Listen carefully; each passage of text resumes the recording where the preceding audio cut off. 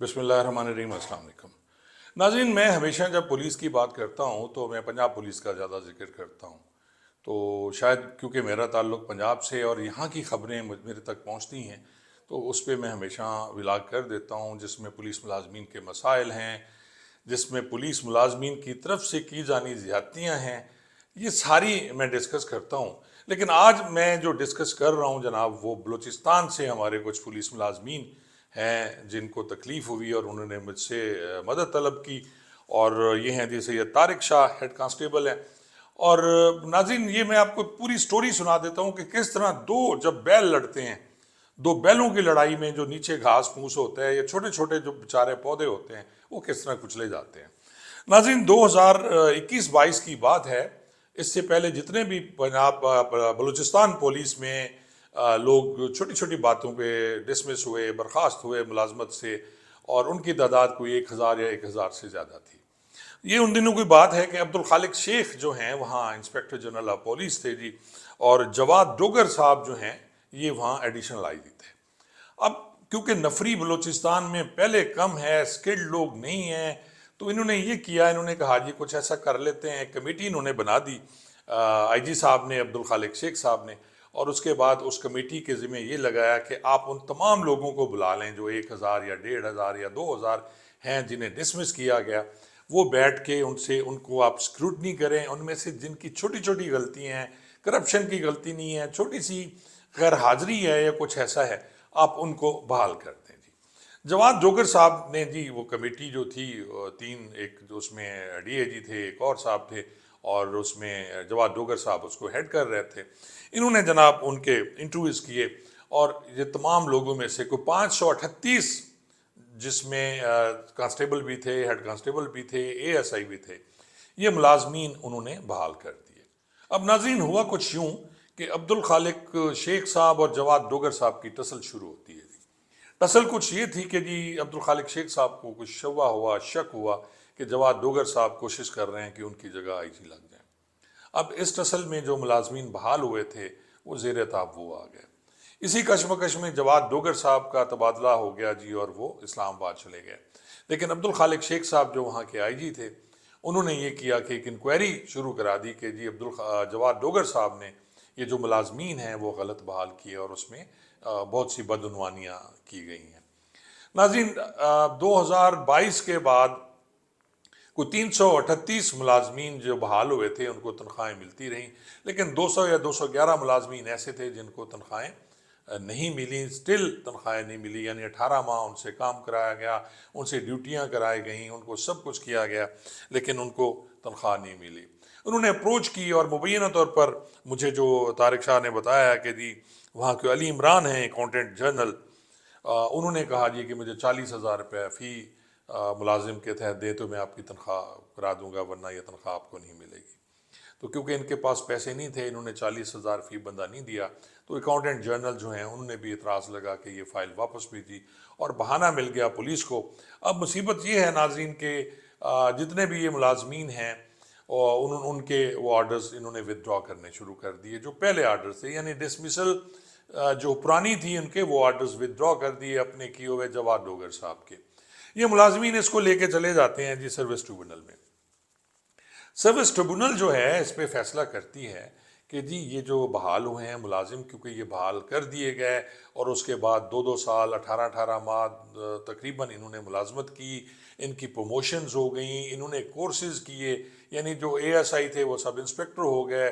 जो head constable था वो अपने कोर्स पे चला गया और वो एएसआई हो गया, ये सारा प्रोसेस भी हो गया, तो फिर आप कैसे वापस ले सकते हैं। अब सर्विस ट्रिब्यूनल के जो चेयरमैन हैं उन्होंने ये फैसला किया, बहुत अच्छा फैसला था, क्योंकि बड़ा क्लियर है कि अगर एक दफ़ा आप कुछ मराज या कोई चीज़ ऐसी ले लेते हैं उसके बाद वो आपसे नहीं ली जा सकती, ये सुप्रीम कोर्ट का फैसला है। तो उसको मद्देनज़र रखते हुए चेयरमैन सर्विस ट्रिब्यूनल ने इनका फैसला कर दिया। और अब स्टोरी ये है नाजरीन कि ये फैसला इनका होता है जी 17 जून 2024 को, और इस फैसले पे कोई इम्प्लीमेंट नहीं किया जा रहा। अब मज़े की बात यह है कि एक फ़ैसला होता है, सर्विस ट्रिब्यूनल का फ़ैसला होता है जो कि करते हैं चेयरमैन, फैसला करते हैं, اور وہ امپلیمنٹ نہیں کر رہا محکمہ، اور ان کو دوبارہ ان کی حاضری نہیں کی جا رہی جو ڈسمس ہوئے یا جن کو تنخواہیں نہیں ملی ان کو تنخواہیں نہیں دی جا رہی۔ ناظرین میں آپ سے عرض کرتا چلوں کہ یہ جو سروس ٹریبونل ہے بیسکلی ایک ٹریبونل ہے، اور اس کے جو ممبران ہوتے ہیں وہ ججز نہیں ہوتے،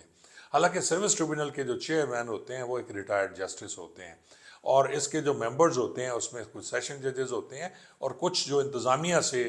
20 یا 22 گریڈ کے 21 گریڈ کے افسران ہوتے ہیں وہ آ کے اس کو سنتے ہیں، اور یہ ٹریبونل ہوتا ہے۔ سروس ٹریبونل کے کیے ہوئے فیصلے کی اپیل جو ہے وہ سپریم کورٹ میں ہوتی ہے، اور سپریم کورٹ میں اگر یہ ایکسیپٹ ہو جائے کہ جی یہ فیصلہ غلط ہوا ہے، لیو فار گرانٹ کیا جاتا ہے، اور لیو فار گرانٹ کے بعد اس کا ٹرائل ہوتا ہے، اور یا فیصلہ ختم ہو جائے گا یا اس کو بحال کر دیا جائے گا۔ بہت سے کیسز ایسے ہوتے ہیں ناظرین، موسٹلی کیسز ایسے ہوتے ہیں جس میں لیو فار گرانٹ نہیں ہوتی، اور اسی فیصلہ جو سروس ٹریبونل کا ہے اس کو امپیکٹ رکھا جاتا ہے، اسی کو کہا جاتا ہے کہ اس پہ عمل درآمد کیا جائے۔ اب یہ جو درمیانی پیریڈ ہوتا ہے اس لیے میں بڑا مسئلہ ہے کہ محکمے ضد کر رہے ہوتے ہیں، وہ اس کو امپلیمنٹ نہیں کر رہے ہوتے ہیں، کیونکہ سروس ٹریبونل کے پاس کوئی اختیارات نہیں ہیں کہ وہ کنٹیمپٹ کا نوٹس جاری کریں کہ جو حکم عدولی کر رہا ہے عدلیہ کے یا ٹریبونل کے فیصلے کی۔ اب کیونکہ ان کے پاس اختیارات نہیں ہیں تو لوگ پھر ہائی کورٹ میں جاتے ہیں اور ہائی کورٹ میں جا کے امپلیمنٹ کرانے کی کوشش کرتے ہیں۔ اب ہائی کورٹ نے بھی اس پہ کلیئر سٹانس لے لیا کہ نہیں جی یہ فیصلہ جو ہے یہ سروس ٹریبونل خود کرے گی، کیونکہ اس کے پاس سول کورٹس کے ججز کے اختیارات ہیں۔ اب اس میں کچھ ججز یہ کرتے ہیں ٹریبونل کے کہ وہ تنخواہ بند کر دیتے ہیں ہیڈ آف ڈپارٹمنٹ کی، اور پھر یہ فیصلہ امپلیمنٹ ہو جاتا ہے۔ قانوناً تو یہ ہونا چاہیے ناظرین کہ جب سروس ٹریبونل کا کوئی ایک فیصلہ ہوتا ہے تو اس فیصلے کو امپلیمنٹ ہونا چاہیے۔ اگر محکمہ اس کے خلاف اپیل میں جاتا ہے، اس میں سی پی ایل اے میں جاتا ہے سروس ٹریبونل میں،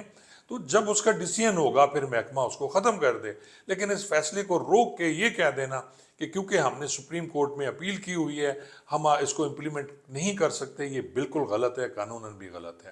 تو ایسے ملازمین کو چاہیے کہ وہ دوبارہ ایک سی ایم دائر کریں اسی ممبر کے پاس سروس ٹریبونل کے، اور اسے کہیں کہ جناب آپ اس فیصلے کو امپلیمنٹ کرائیں، اور وہ امپلیمنٹ ہو جاتا ہے۔ ناظرین ہٹ دھرمی ہے پولیس ڈپارٹمنٹ کی اور باقی ڈپارٹمنٹس کی،